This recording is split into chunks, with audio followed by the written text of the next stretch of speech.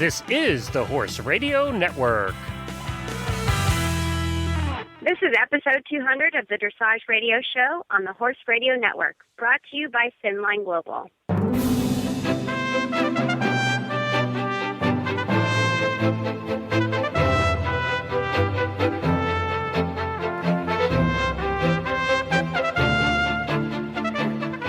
This is Lindsay McCall from Jupiter, Florida. And this is Ellie Brimmer from Wellington, Florida, currently, soon to go back to Ann Arbor, Michigan. And you're listening to the Dressage Radio Show, brought to you this week by the United States Para-Equestrian Association. And we also have our producer, Glenn, with us. Well, hi, guys, and welcome to your first time co-hosting the Dressage Radio Show. Thanks, Glenn. Thank you. As we mentioned last week and a couple of weeks ago, we are going to once a month have the United States Para-Equestrian Association host the show. And I'm very excited about this because, as Lindsay knows, I'm a big supporter and always have been of the Para Association and the Para Riders. So I think this is just an opportunity for you guys to get the word out to everybody about what you do and how exciting it is. Yeah, and I know Ellie and I are super excited to be here, and I guess Reese and Philip, we want to thank them for handing us the reins once a month and to do this. Well, that's good. Just don't drop them.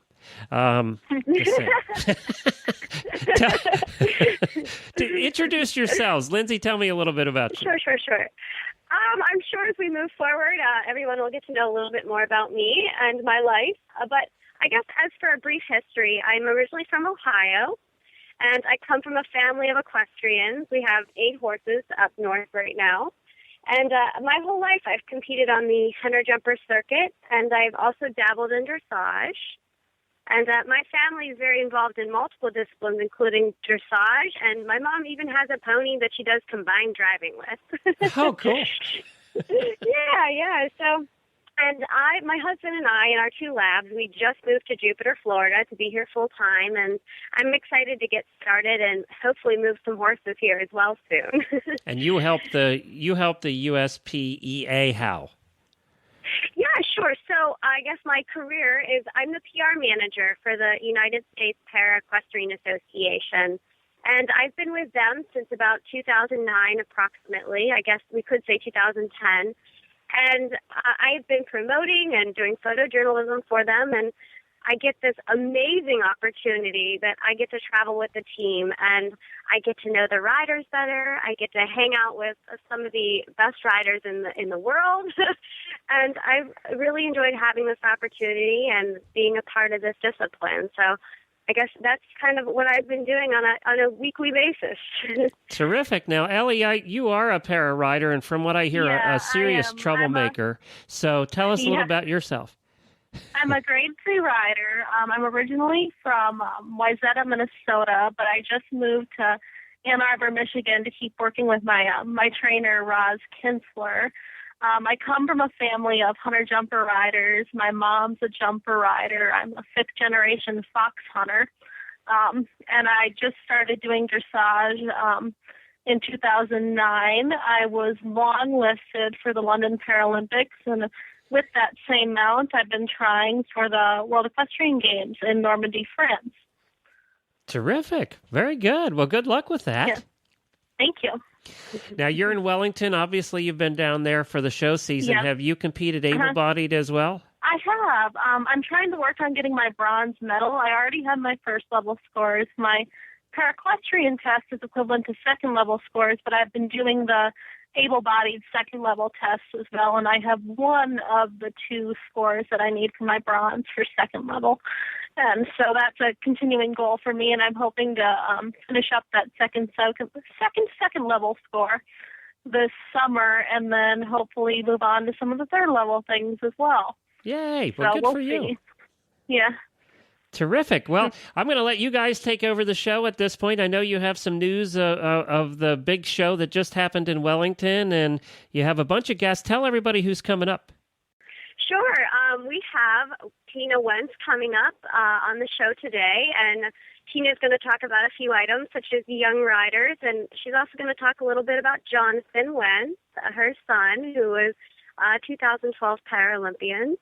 And we also have Derrick Perkins, who is a brand new para-dressage rider, and he's also a disabled veteran. So he has some unique stories as well to tell. So we had an amazing week at the Global Dressage Festival, 3-star in Wellington, and our U.S. team did not win. Canada kind of took over the team lead, but we had an amazing show, some great new riders, and I know Ellie was one of those team riders. I'd like Ellie to tell us a little bit about how the show went for her. Well, it was one of those situations where I guess if you can't be good, be interesting.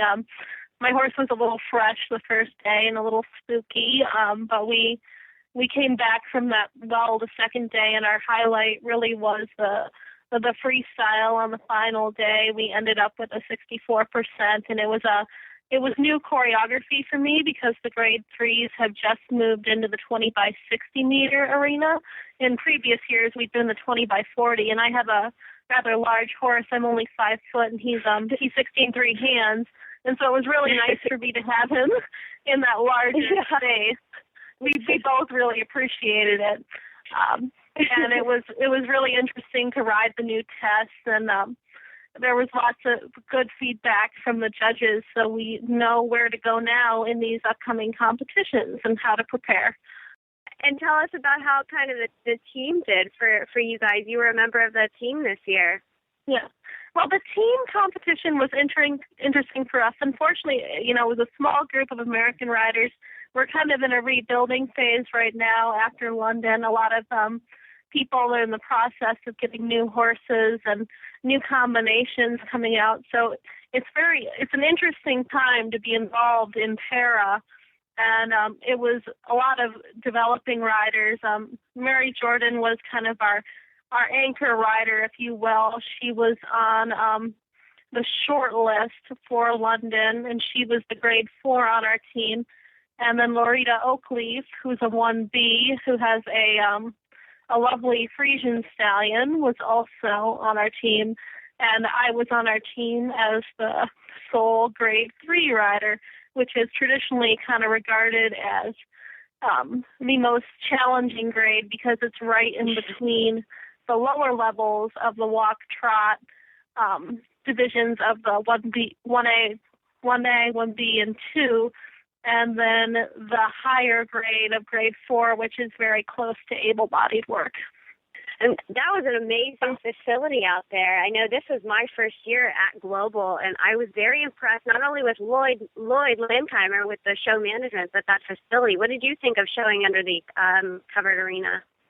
I love the covered arena. It was a really great facility, and I felt like it was nice to be out of, I know all the people up north are going to hate me, but I'm going to say it. It was nice to be out of the sun while we were competing and not getting so hot. And it was really fun. I love going over to Global because Lloyd Landhammer's team is all from my area where I grew up in Minnesota, so I know everybody in the office really well, and it's a very friendly atmosphere, and the facility is really top-notch, so we were very happy to be there this year. Yeah.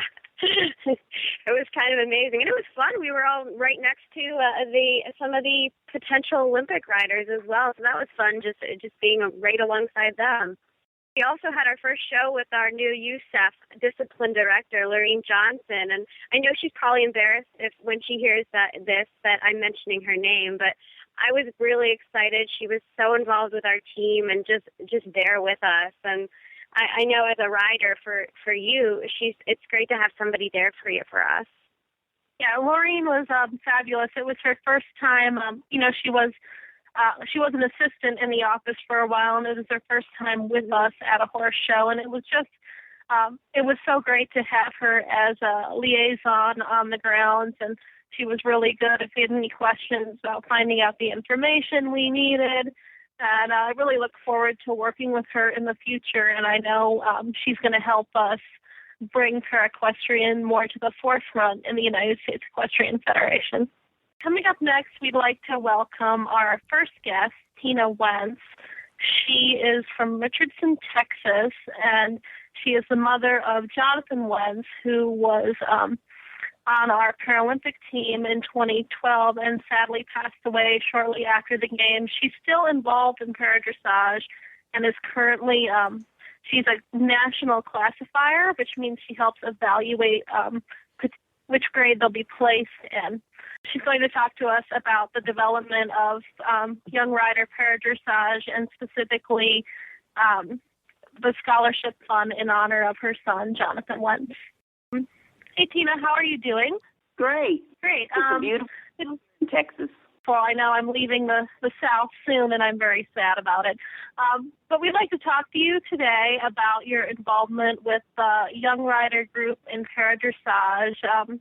As we all know, Jonathan was very active as a young rider in the paraequestrian position, and we wanted to know if you have any current updates on that and on the scholarship fund and how you think the Young Rider group in para is developing.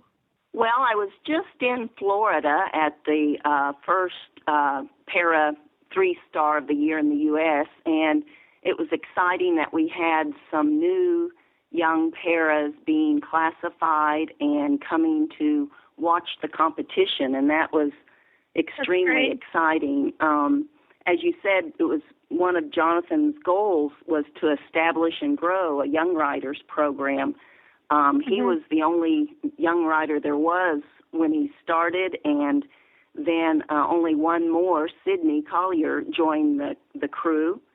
And he and Sydney both did a demonstration at the North American Young Riders Championship and talked to anyone that would listen about trying to include a para division in that.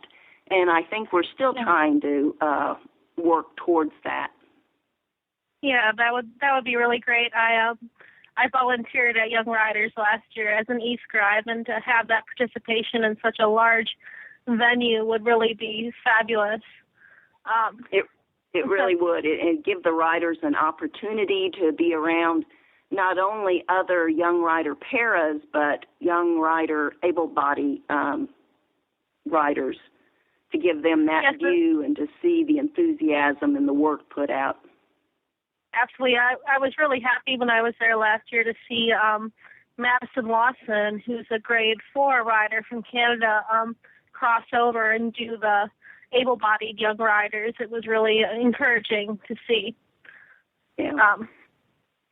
And as far as Jonathan's scholarship fund, I'm very excited that we've been able to carry on his dream and his mission by establishing that. And it will be funds that we raise that will go towards United States young riders ages 16 to 25 because it will go towards trying to offset part of their expense as they pursue international competition. So it will help. Yeah, it will help provide funds for them for participating in 3-star or above para CDIs, and also as it comes about, looking towards the future, it would go towards helping them if they qualified and participated in a Young Riders Championship. Wonderful. That's great. I know we're all of us riders, we're very excited to see that fund established, and I hope it continues well into the future. The other, I guess, exciting thing, it's not for young riders exclusively, but hopefully there will be another young rider. We've been able to establish a Jonathan Wentz Memorial Trophy, and that will be awarded to a top international para-equestrian.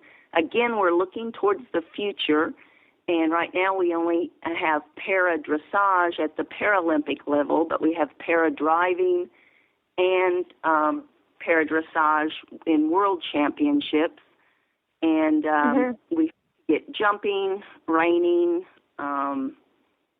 vaulting.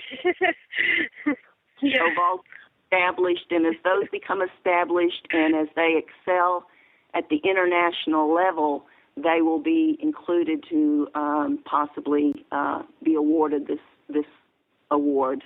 Tina, you've played a lot of roles as a groom, as a mom with Jonathan. I guess, can you kind of tell me a little bit more about him as a young rider and then going into the Paralympics and what that was like for you as a mom, a groom, and, of course, one of the main sponsors of John? Well, it was an unbelievable experience and, of course, extremely exciting. I first put him on the horse at the age of 18 months, never dreaming that would lead to the London Paralympics. But I knew that he would benefit from the horse and what it could give him as far as physical therapy, and then when he turned 5 for sports riding.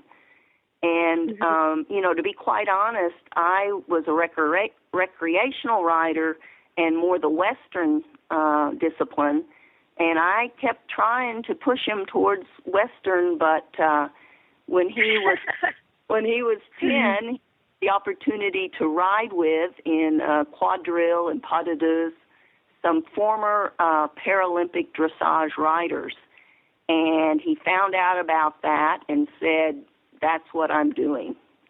And at age 13, he set the goal to compete at the 2012 London Paralympics. And at the time, I thought, oh, man, okay, we'll try, we'll see. But he was determined and set his mind to that, and through many ups and downs, persevered and made it. So it was just an unbelievable, wonderful opportunity that he was able to achieve that dream at the age of 21. I loved being a part of that as well, and every time I'd interview him behind the scenes after every class, it was so rewarding to see his goals come true. And I remember he got off that horse at the Paralympics in London, and I'm out there. He's coming through the tunnel, and we start interviewing, and I start talking to him, and he says he was so excited that he completed his goal, and he was just so elated by how well him and Richter did. So it was very rewarding for me to see that and to see this young rider grow and do so well internationally. And might I say, he did get the highest percentage score of all United States Olympian and Paralympians as an equestrian. So that's kind of cool, too. It was. He was very proud of that. He would have loved to have brought home a medal, but he was very proud of the fact that he was the highest placing U.S. equestrian. And also he was excited because he knew that his great horse, Richter Scale, and he had given their all and given 110%, and you can't do more than that. Yeah, he and Richter had such a wonderful partnership, and it really was, as another rider, fabulous to watch. And I know you guys went through a lot of challenges finding the right horse for Jonathan because he was such a big guy in addition to being a para rider. And what did you find were the biggest challenges into finding just that right horse for a para rider and for international competition? Well, probably one of the biggest challenges was Jonathan was about 6'4" tall, and had to have a 17.2 plus horse, which was, believe it or not, one of the biggest difficulties, finding a horse large enough. And then, of course, and then, of course, as you know, the quality of the horses has skyrocketed since Athens in 2004, which was the first time riders could bring their own horses. And then in 2012, where you're competing against countries who are able to use their Olympic horses and be able to ride them in the Paralympics. With the quality gaits, an FEI level of scoring 9s and 10s in their gaits, and then at the right size, and then that would be willing to learn new cues not the traditional cues given by the legs and seat that able-bodied riders are able to give, but may it be some whips, and then to filter out unwanted cues because of the different disabilities. That takes a special horse to have all those rolled into one horse.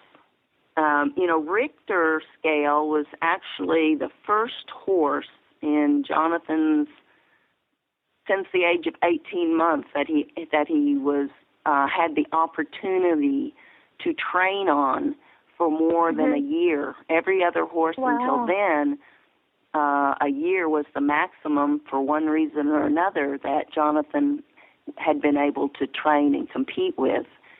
And really? Yeah, thanks to, Kai Hond, for found Richter and owned Richter and sponsored Jonathan in his horses. He had the opportunity to train and compete with Richter for, almost 4 years. So that was incredible and, really worked out. He also provided him with many other quality horses that he was able to ride and train and compete on, always having a great second backup horse. All those that are competing, it's so nice to have a horse you can have a second option on in case something happens. But Richter was always fun, and it was fabulous having him as our friendly horse in the competition at London too.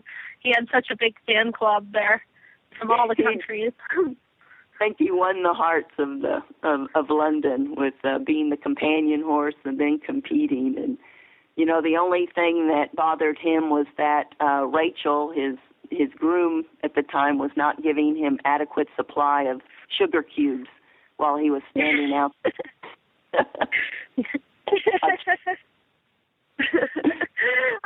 Tina, I'd love for you to tell us a little bit more about the quality of horses that the para-dressage riders they need. And it's the same quality as the Olympic riders need. I'd love for you to kind of emphasize that and talk about why it's unique for para-dressage and what it was like for you guys finding a horse. Well, like I said, since Athens in 2004, when para riders were able to bring their own horses, that was great in some ways, but made a huge change from how it was before, where you would make the team and then draw from a pool of horses provided by the host country. And since then, now the countries, especially over in Europe, where para-dressage really almost, I think, began, the quality has just increased dramatically. And with the quality of a horse also seems to follow the price of the horse. So that is a challenge, I think, for every para-dressage rider, if not every, the vast majority. And so, finding the resources, either through sponsorship or through many individual donors or, any means possible to find that quality horse and be able to afford it, either on lease or buying, is one of the challenges, because, again, you're looking for an FEI quality horse that has 9 and 10 at the walk, 9 and 10 at the trot, and the canter when you get up into grade 3 and 4. And the grade 3 and 4 riders, with their canter work and lateral work, you've got to have a really top quality parallel, as para-dressage means parallel to the able-bodied Olympic horses in the movements that they are required to perform. And we noticed that in England, and we know England won the gold this year for para-dressage, but the quality of their horses were spectacular. And even their grade 1A, which is our lowest level of paradressage, or most disabled, I apologize, it was spectacular to see those horses come out there. And I heard that some of their horses are the same horses they've used in the Olympics or backup horses. So could you tell me a little bit more about how England has grown and what they're doing, I guess, that you know of? Well, I know that one thing that England has is that they had a very established and large junior and young rider program. They begin working with riders and providing opportunities for training as young as the age of 6.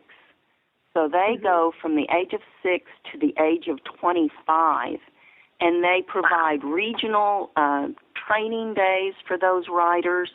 They provide national training and for those riders.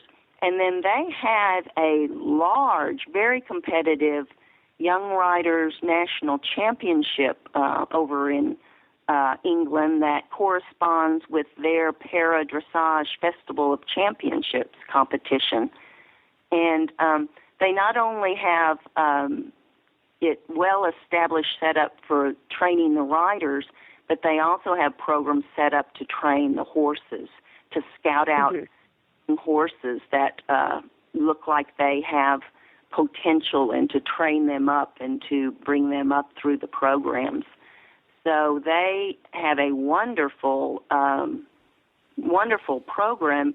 And then, of course, what they also have is the National Lottery that provides funding, a great deal of funding for their para-dressage athletes, which is great. And the U.S., I would say, never get that, but we need to try to look towards sponsorships and companies or, you know, different opportunities here in the U.S. that could at least, in as far as possible, mirror the programs in England if we want to become and maintain a competitive para-dressage team. Well, Tina, we really appreciate talking with you today, and it was wonderful seeing you in Florida at the CPEDI, and hope to see you again very soon in the near future. And we look forward to seeing more of those young riders out there in the para ring. No, thank you so much for having me, and I am excited to see if we can't establish and grow a great young riders program here in the United States. Well, that was a terrific interview, guys. And now we're going to have the final part in our Thin Line Global Leg Protection series, talking all about boots and what to do with them and how to take care of them, which ones to use when. And we want to thank Jennifer from the Horse Tip Daily Show here on the Horse Radio Network and Elaine of Thin Line Global for putting this series together.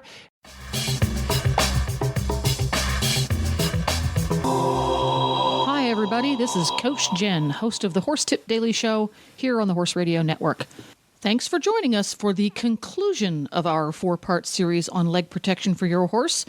In the first 3 installments of the series, with the expert help of Elaine Lockhead, we've covered who needs leg protection, why they need it, and the function of the many types of boots available to today's equestrians. This educational series has been produced in cooperation with Thin Line Global, and they've created a special offer just for our listeners. When you go to thinlineglobal.com and purchase any Thin Line product, be it protective boots, pads, or other accessories, type the word radio in the promo code at checkout and receive 12% off your online purchase. And now I'd like to welcome back Elaine Lockhead. Thank you. It's lovely to be back. In this final installment of our 4-part series on leg protection, we're going to be covering fitting boots, how to take care of your boots, and the durability factor with your boots. And Elaine Lockhead from Thin Line Global is here to help me out because she seems to know everything boot, and thank goodness she does. So let's cover fit first, because unless you get a pair of boots or a set of boots that fit properly, nothing else really much matters. So what should I be looking for in a good fit? The most important thing to look for is to make sure that that boot is not shifting around. If it's moving and it's probably too large. And if the horse boot is moving on the horse's leg, it's going to cause you a lot of problems. The horse is not going to be comfortable, and it can be dangerous if the boot actually shifts down on to the hoof area. Oh, golly. Yeah, that would be very ugly. Too large. Yeah. We also don't want to go too small. One of the most important things whenever you're applying any kind of equine leg protection is you always pull from, if you've got a piece of elastic that closes with a Velcro, you pull the elastic around, close it down on the Velcro, and then generally there's a second Velcro that goes on top of that to secure it. The most important thing to remember is you always pull from the front where the cannon bone is to the back of the leg.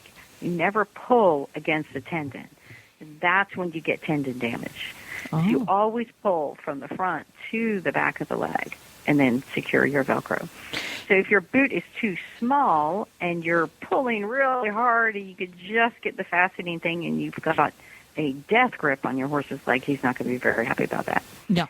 So we want to just try that and make sure that the boot has a reasonable fit. It's not rocket science.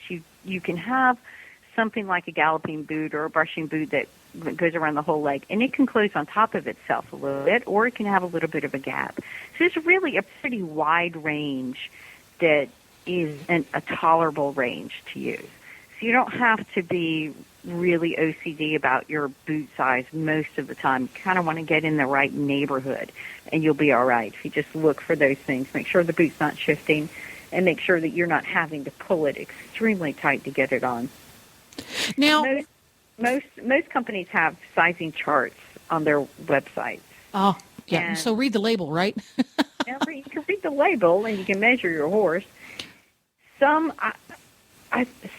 companies, it's very difficult because they will have so many different boot sizes. You know, it's not like helmets. Riding helmets, for instance, you have to have a different helmet size for every eighth of an inch because your helmet has to fit perfectly. Boots are not that way. And if you have to look at a grid with 47 sizes, you probably should stay away from that boot because that means the way it's manufactured is it has to fit exactly. There are many good boots out there that if you kind of get in the neighborhood, it fits well, it'll mold to the horse's leg, it will work perfectly. So that's kind of one thing you might want to look out for. You really don't want to feel like when you go shopping for boots that you just are inundated with choices. Your selective job has a couple, small, medium, or large. There you go. When you're fitting a boot on a horse, most boots nowadays, the buckles seem to be, a strap with a buckle seems to be out of vogue right now. Most boots seem to close with a Velcro. How do you deal with that little flap of Velcro that the pokey part is longer than the soft, squishy part? Would you recommend trimming them off, or do people tape them down? I wouldn't cut them off because then the Velcro tends to fray. Ah. If when you close your boot, you have, more than about a quarter of an inch up to a half an inch left over. Mm-hmm. And what you've done is you have selected a boot that has an elastic that was too inexpensive. And the elastic pulls too much. And what happens when you have inexpensive elastic, it is no longer elastic because it pulls out to 100% of the pull rate, and then it does nothing. You want a boot that flexes. Think about how much the horse's leg is moving. You need your boot to be able to kind of open and close a little bit as the horse is going. So if you find that you have a lot of Velcro left at the end, you've probably purchased a boot that was, I don't want to say too inexpensive, but you need to make sure that the elastic on the boot is a good, sturdy, durable elastic and not something that's thin and is just going to pull out straight and be useless. Yeah, we've all seen that elastic that after a few uses, when the elastic is no longer under tension, it gets that kind of wobbly, it looks like an overcooked egg noodle. Right. That's not the elastic you want. No. So if my horse is getting chafe marks on his legs where his boots go, can that be caused by a too tight boot or a too loose boot or both? It could actually be caused by both. It's most likely to be caused by a too loose boot, and then you have to take a look at the material inside. There are a lot of materials that chafe the horse's leg. Leather is actually one. We use leather so much in equine products just because that was what was available up until the last 50 years or so. So you find a lot of leather in horse products, and then people oil that leather, and then the leather is slippery, and then the oil irritates the horse's leg, and you get this whole cycle of problems going on. And other products, like some horses are allergic to or have a reaction to neoprene, and some horses have a reaction to latex, and some horses have a reaction to a lot of the products that go inside of a boot. The easiest product to use is, well, almost no horse has a reaction to sheepskin, but that's very difficult for a person to manage in a boot because they tend to get very dirty. But at least that would never chafe and rub. And then, of course, the thin line never chafes and rubs. Very interesting. So check into that fit, people. So with durability, we touched on that a little bit with the gappy, overcooked egg noodle elastic. What should folks look for in their boots that's going to tell them it's time to replace the boot or have the boot repaired? One of the things I like to do with the boot is find, if you don't have a strike plate on your boot, or if there's part of the boot that doesn't have a strike plate on it, if you'll just take your thumb and your finger and squeeze, if you can feel your own thumb and your own finger, then that means the product inside the boot has deteriorated to such a point that it's doing nothing for your horse. So when you touch a boot, if you press down on it, you should not be able to feel your own fingers on either side of the inside of that boot. Cool. I never would have thought of that. Do you recommend, if you've got a pair of boots that, let's say, the Velcro bits have worn out? Because sometimes, especially if you have a lot of dirt where your boots live and they're getting washed a lot and there's a lot of abrasion, can you replace the Velcro safely, have it taken off by your local tack repair store and new Velcro put on? Well, I suppose you could, but as an American, I can't seem to find anybody who can repair something as cheaply as I can replace it.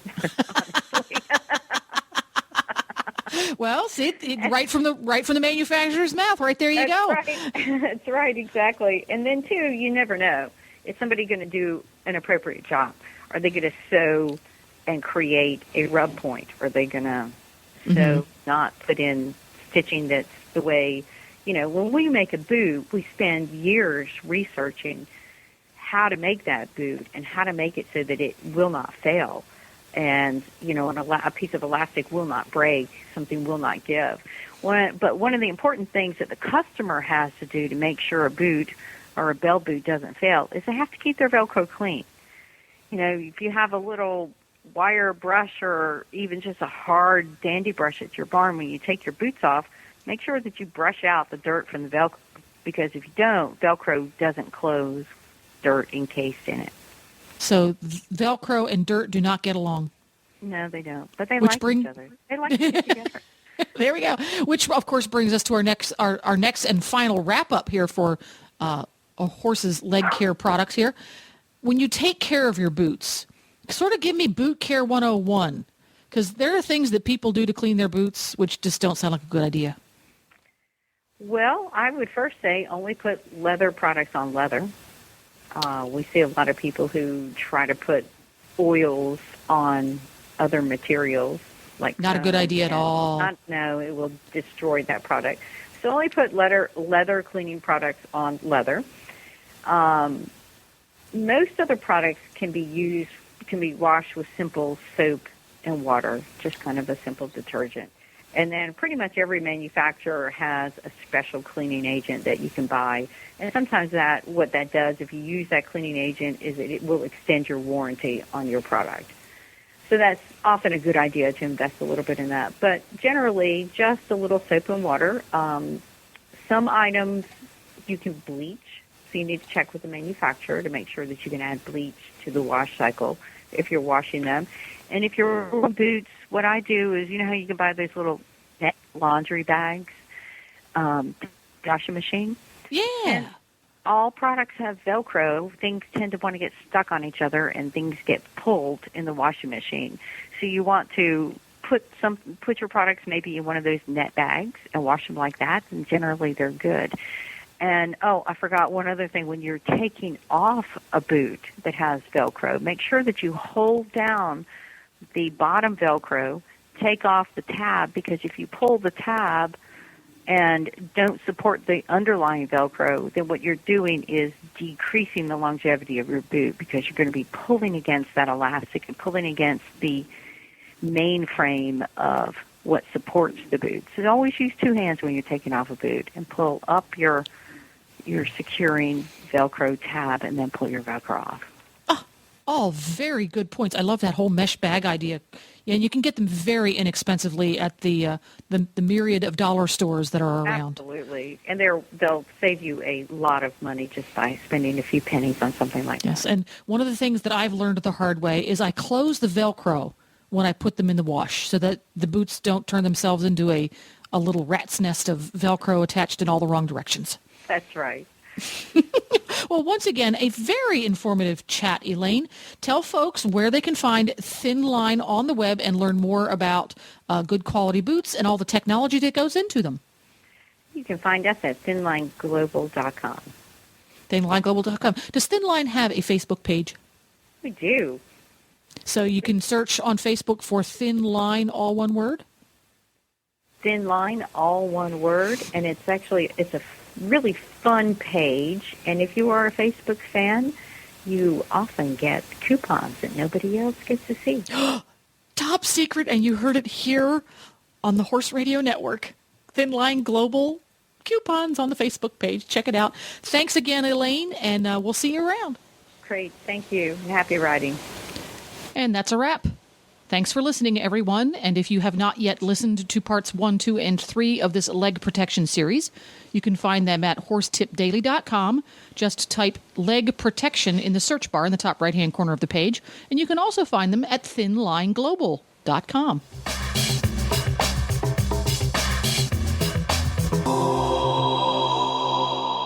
Coming up next is Derrick Perkins, and what's really unique, we're kind of segueing from Tina Wentz. Derrick is now riding Jonathan Wentz's mount NTEC Richter scale, and he'll be riding him in the next couple of shows. And Derrick's going to be talking about riding Jonathan's horse, riding with Kai Hunt, and he's also going to be talking about how being a veteran it's so important for veterans to get out there and get involved with sports like para dressage. Hey, Derrick, how are you today? Hey, I'm doing great. Good. So I've heard that you've been riding Jonathan Wentz's old mount NTEC Richter scale. Yeah. So tell me a little bit about what your plans are right now and what you're doing. Well, I was kind of introduced to Kai Hunt, and I went out, called him up, and he told me to come on out, and it was my first time, like, really out in the real world, away from a therapeutic riding sense. And so he comes walking out with Richter, this huge horse, and he's like, "Hey, we're going to get you up on the horse." I'm like, "Okay, let's do it." It was a bit intimidating the first day. I really took me a while, really, just to get really upright and seated. But Guy, he's kind of straightforward, straight no chaser, and cowboy up, and let's ride. You want to go to the Olympics? You got to ride. Come on, cowboy up. So I'm like, all right. Yeah, he's a very German trainer, but he's very good. You are in good hands with him. Yeah, he is. He's almost as good as he says he is. Yeah. So tell us a little bit about your disability and what qualifies you for para dressage. Well, when during my Air Force days, I was in the Air Force, and I was injured in a car accident, actually going from one base to another, Burson Air Force Base in Austin to Nellis Air Force Base. And I was a passenger, and the driver fell asleep. And so I was the seatbelt kind of saved my life, but that was kind of before airbags, and so from the whiplash, it fractured my neck. So I have a C3 and 4 incomplete injury. I think now they have me at like C6 Asia D. I kind of don't know what that really means, but anyway, I have an incomplete injury, so I have more movement in my extremities than if I had a complete injury, put it that way. Ooh, so, wow. Mm-hmm. Wow. So I Sorry, can. Go ahead. Well, I was going to say, so I can stand, like holding on to something, I can stand, and using a walk, I can take a few steps, but it's not really functional. And so it was kind of nice when I got introduced to the therapeutic, well, this started as a therapeutic ride into horseback riding. It was kind of nice getting out of the wheelchair, in a sitting position, out of a sitting position into a standing position, and just being able to get out and about and basically go for a walk. So it's been awesome. I've noticed most of our riders, a lot of them that are in wheelchairs, they say that once they're on the horse, they start to feel their body. They start to work those muscles that they don't usually get to work, and they feel free when they're on a horse. So is that how it feels for you?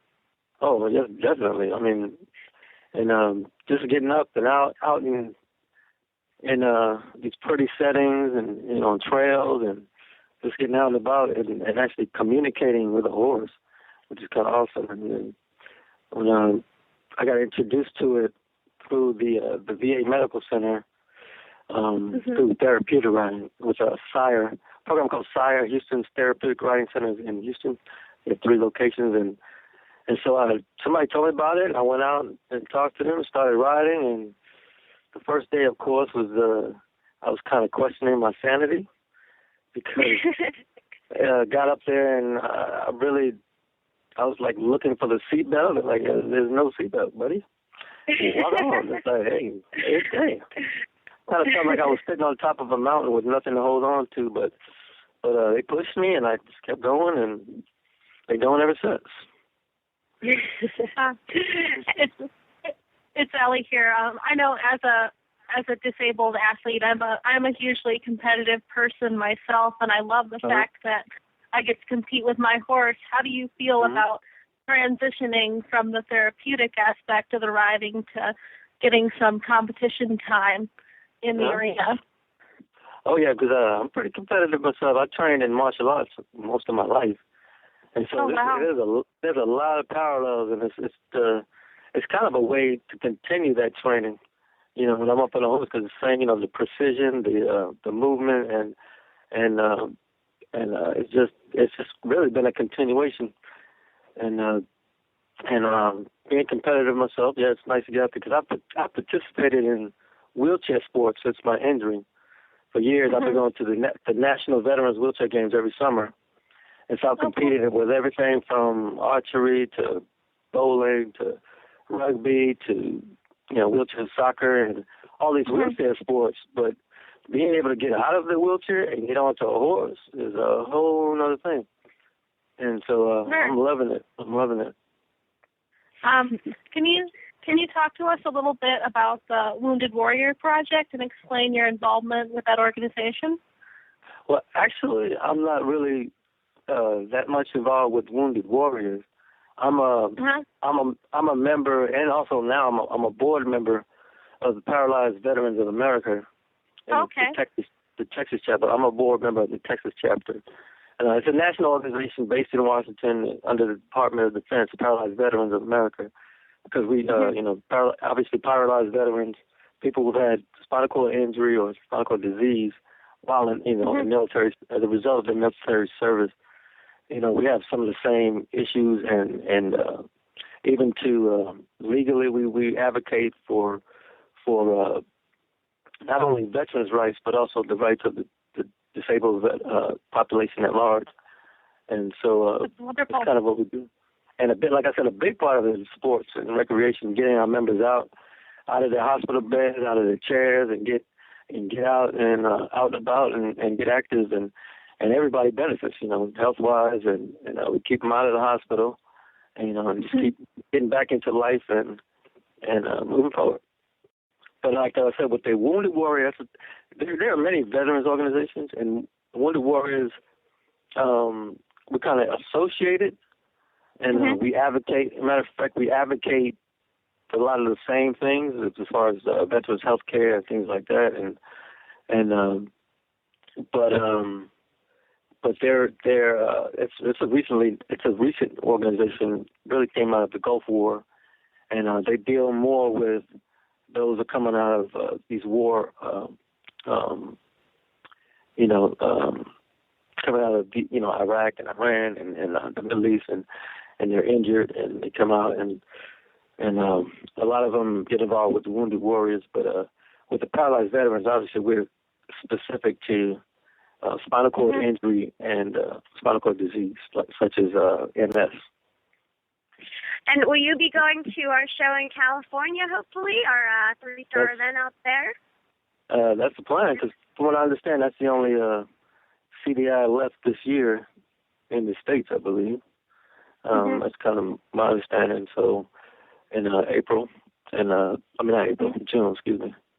And so that's the plan. So, but right now I'm kind of staying in my lane, staying right here, and get out there and get active. And I'm looking forward to, like I said, and I'm excited and ready to go, ready to cowboy up as a kayak.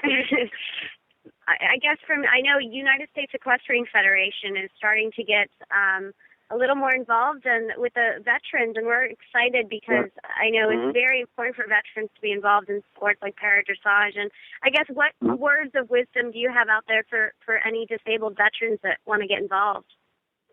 Well, I've been really preaching it out there and telling them how beneficial it can be and to get out there. I mean, and the different programs they can get involved with to kind of get them going. And there was a few I had, kind of interested, but a lot of them are very busy doing a lot of different things and married and working, and so it's kind of hard sometimes. And then there are others, like I have a good friend that was, he's ridden all his life, but he has these violent, really violent muscle spasms at times that's really not conducive to riding a horse. But I've been encouraging other people to get out there and try it. And we've got a few, and I ride with one veteran. He's an Iraq veteran. And he has a traumatic brain injury, and he's kind of working his way through and we'll see where it goes. I've been trying to encourage him, but he's busy with a lot of things also. So, but I would tell them and say it's a really beneficial way to kind of get some return in muscles you don't even know you still have, and things like that. And so I keep encouraging, and hopefully the word gets out even more, and I'll do my part. Well, I know Derrick's planning on hopefully going to that California show in June from the 14th through the 16th. I know it's in Rancho Marietta, California. I'm pretty sure it's called. Are you planning on going there, Ellie? We'll see what the future holds. I think at least I'll go as a spectator. It's tough to get the horses across the country. I think I'll at least go as a spectator, but I'm excited to see this new show facility, and really excited to see new shows stepping up and including CPEDIs in their competition. Yeah, me too. And I know on a personal note, I'm going to miss you being down here in Florida when you head back up north for the summer, because I'm going to miss going to Backstreets and ordering our yummy buffalo chicken sandwiches. I know. Well, I'll also make an excuse to come down and visit again soon. I know the winter, next winter season won't come fast enough. So, but it's been great being down here with you, and I'm so excited for you since you just moved down here with your new home, and I hope settling in all goes well. You can be less excited for her in July when it's 112 degrees where she lives. Oh, for sure. I'll probably be traveling up north. Yeah. Yeah, we have our time coming, don't we, Lindsay, when Yes. our winter is in the summer. Yes. Those poor horses, though. I've ridden here all summer long for trainers, and it's terrible for them. I feel it's awful. Yeah, we don't get it. Are all still up north. We don't get as hot. My co-host of the morning show actually lives in Arizona, where it really does get to be about 115 during the day. Mm-hmm. But down here, it never gets, it approaches 95 to 100, but it's the 100% humidity that gets you down here. It's just. Oh, I know it. Yeah, I actually know. I lived in Phoenix all last year, and I was looking around to see if I wanted to bring horses, and I said, never mind, those summers are terrible. So I lived there for a year and then came back for my horses up in Ohio. Oh, and you lived through some of the haboobs out there, too. They had some real doozies this last year. Yeah, nobody warned me that there were things like that out there, and all of a sudden I was in Scottsdale at the Dressage show at one of their national, I think it was a regional championship, and I'm watching one of Ellie's trainers, actually, her old trainer, Sabine Riesenbeck, and all of a sudden this haboob started coming at us, and I couldn't even get on the freeway to get home. It was so terrible. And for those that don't know, we're not being dirty here. It's a dust storm, a great big dust storm. Yes, not enjoyable to live through those. Well, you guys did terrific. Thank you so much for doing this again today. No problem. Thank you for having us. All right, you can find our show notes and links of today's guests on the website at dressageradio.com. Like us on Facebook, just search for Dressage Radio Show. Follow us on Twitter at Horse Radio. You can learn more about the United States Paraequestrian Association at uspea.org and on Facebook. Don't forget to check out all the other shows on the Horse Radio Network at horseradionetwork.com. Till next month.